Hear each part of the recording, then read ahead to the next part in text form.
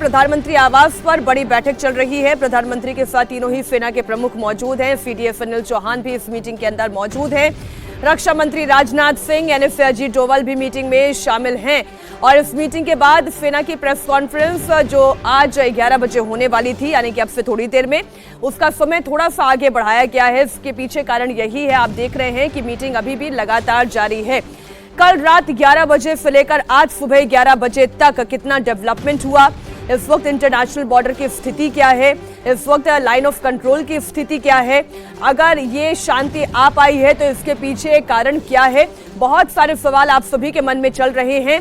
लेकिन सेना के पास कहने के लिए और जानकारी देने के लिए क्या कुछ है, उसके लिए आपको प्रेस कॉन्फ्रेंस का इंतजार करना पड़ेगा। देवेंद्र हमारे सहयोगी जुड़े हुए हैं। देवेंद्र, बड़ी मीटिंग चल रही है इस वक्त, इससे लेकर आप प्लीज जानकारी दें। निश्चित तौर पे जो कल शाम की जो घटना हुई, कल शाम का प्रेस कॉन्फ्रेंस, उसके बाद फिर सीज फायर का रात में उल्लंघन, फिर रात में क्या रहा, आगे क्या कुछ करना है और किस तरह की स्थिति अभी है।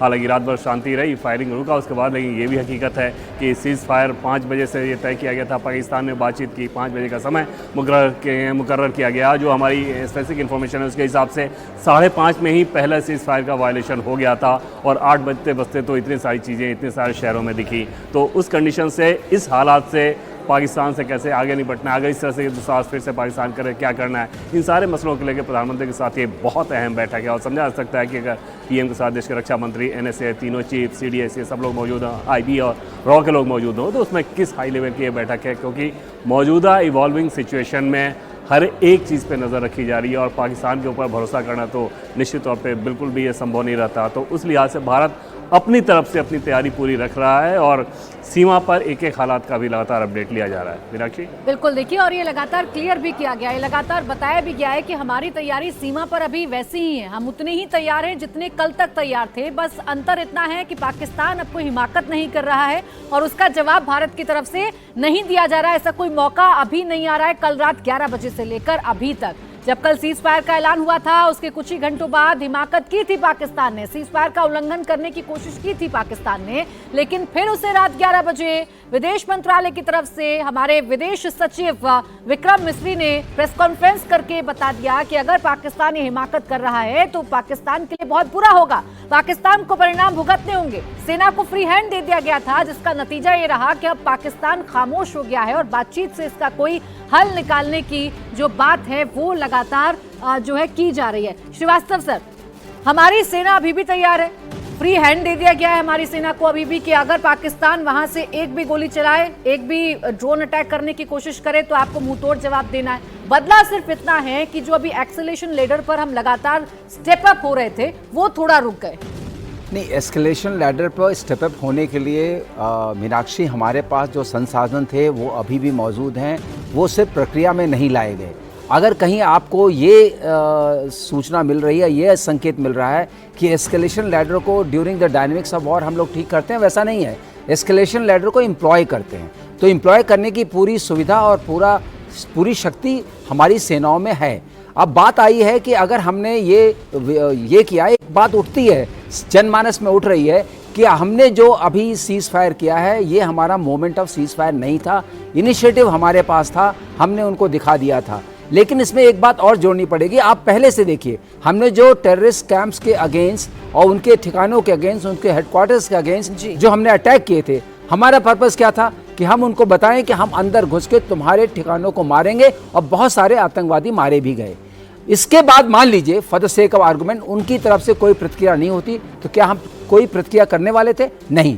तो हमने वही किया जिसके लिए हम तैयार थे कि आतंकवादियों को सबक सिखाएंगे। एक सवाल और उठता है और बार बार उठता है कि जिन लोगों ने घटना की, पहलगाम की, वो कहाँ हैं वो आतंकवादी, उनको क्यों नहीं हमने पकड़ा और मारा? तो मैं आपके चैनल के माध्यम से बताना चाहता हूं कि इस तरह की घटनाएं करने वालों को जो घटना करवाते हैं वही मार देते हैं, दफना देते हैं। तो शायद उनको ढूंढना इस मामले में मुश्किल होगा, जो ऑलरेडी मर चुका है उसको आप कहां पकड़ेंगे? तो ये संभावना रहती है, ये जाननी चाहिए जनता को कि ऐसा नहीं है कि आप उनको पकड़ सकते हैं, क्योंकि जो आका उनको भेजते हैं वो काम कराने के बाद उसको उनको खत्म भी कर देते हैं, जिससे कि आप ढूंढते ही रहें। लेकिन आकाओं पर जो चोट की गई है और उन कॉम्प्लिसिटी ऑफ मिलिट्री एस्टैब्लिशमेंट जो आतंकवाद के साथ जोड़ी गई है, जितनी खुल के सामने आई है, और न्यूक्लियर थ्रेशोल्ड जिसकी धमकी हमेशा दी जाती है, आपने कोई चीज शुरू नहीं हुई कि अगर आप अंदर आएंगे तो हम ये चला देंगे, this is a first right, वो भी आपने एक दिखा दिया कि उसका कोई मतलब नहीं, तार तार हो गई। तो दो चीजें तार तार हो गई। और आपने एक चीज और देखी, उनके जो जितने मिनिस्टर्स हैं सब इधर उधर के बयान देने लगे और कबूल करने लगे कि हमने आतंकवाद किया था, लेकिन अब हम सुधर गए हैं, हमने छोड़ा हुआ है, और हमने किया था यूएसए के कहने पे। बताइए, ऐसा आतंकवाद करने वाला देश ऐसे खुल के बता रहा है, मिनिस्टर्स बता रहे हैं, ऑफिशियल मीडिया के थ्रू बता रहे हैं, पार्लियामेंट में बता रहे हैं। पार्लियामेंट में उनका मिनिस्टर रो रहा था, उनका जो मौलाना मुनीर, जनरल मुनीर दुहाई दे रहा था दीन की। जो प्रोफेशनल आर्मी होती है और राष्ट्र के लिए लड़ती है, राष्ट्र धर्म उसका होता है, वो कह रहे तुम दीन के लिए लड़ो। मदरसे हमारे सेकंड लाइन ऑफ डिफेंस है, ऐसी बात मिनिस्टर कह रहा है। मदरसे सेकंड लाइन ऑफ डिफेंस, इसका मतलब बच्चों को तुम भेजोगे? ये किस तरह की कौम है, जो ये किस तरह का देश है? मार्शल पीके श्रीवास्तव जिस बयान का हवाला दे रहे हैं, दरअसल वो जो ख्वाजा आसिफ ने इंटरनेशनल मीडिया में एक बयान दिया था जिसमें उन्होंने कहा था कि yes we have been in this dirty game for the west. ये एक बहुत बड़ा स्टेटमेंट था, उसकी बड़ी भर्त्सना हुई थी पूरी इंटरनेशनल कम्युनिटी में, लेकिन अब बात वहां से बहुत आगे बढ़ चुकी है। इस वक्त भारत और पाकिस्तान के बीच में देवेंद्र डीजीएमओ लेवल की बातचीत की खबर, जो जानकारी दी गई, कल ये 12 बजे मीटिंग होगी। और अभी की जो सिचुएशन दिखाई दे रही है देवेंद्र, वो क्या है?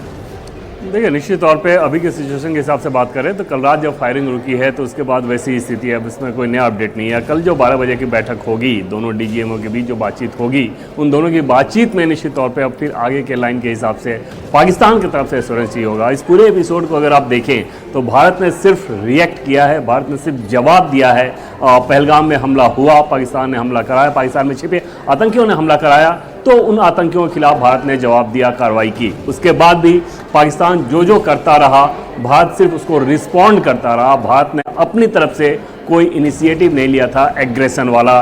ये काम, ये जिम्मेदारी अब पाकिस्तान के ऊपर ही रहेगी कि पाकिस्तान भारत से किस प्रकार के रिएक्शन की उम्मीद करता है। पाकिस्तान अगर इसको एस्केलेट करेगा, जैसे कि बहुत सारी रिपोर्ट में ये बात आ रही थी कि परसों उनके यहाँ इस तरह की चीज़ें प्लानिंग चल रही थी, कल को लेकर प्लानिंग चल रही थी, लेकिन हकीकत ये थी कि भारत ने जैसे ही जवाब दिया उसके बाद पाकिस्तान से एकदम बैकफुट पे आया।